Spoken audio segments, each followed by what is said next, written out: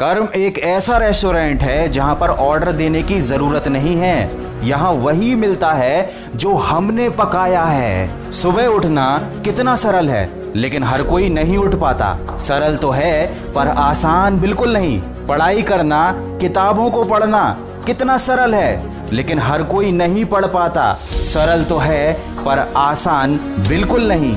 अगर आपको जिंदगी में सफल होना है तो आसान और सरल के बीच का अंतर समझ लीजिए। तुमको खुद को याद दिलाना पड़ेगा कि तुम जिंदगी में आगे बढ़ना चाहते हो या नहीं। तुम्हारे आसपास वाले, तुम्हारे दोस्तों को ये बात समझ में आती है या नहीं, इस बात से कोई फर्क नहीं पड़ता। वो जीवन में आगे बढ़ना चाहते हैं या नहीं, इस बात से कोई फर्क नहीं पड़ता।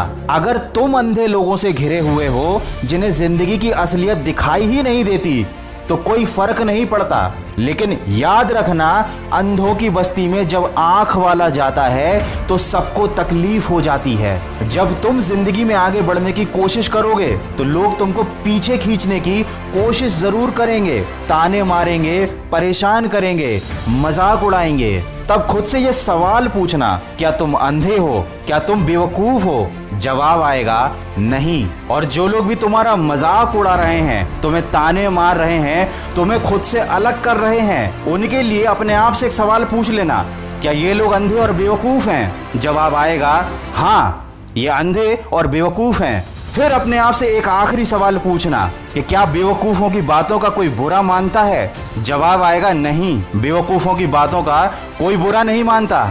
अंधे से कोई रास्ता नहीं पूछता और नादान से कोई सलाह नहीं लेता। दोस्त, जिस दिन तुम्हारी सोच दूसरों से ऊपर उठ गई, जिस दिन तुम दूसरों की हकीकत को समझ गए, उस दिन तुम बिना कुछ किए बाकी लोगों से आगे निकल जाओगे। ये बहुत गहरी सच्चाई है। जब सोच आगे निकलती है तो वो इंसान को बहुत आगे लेकर जाती है, और जब सोच छोटी रह जाती है तो वो इंसान को बहुत पीछे ले जाती है।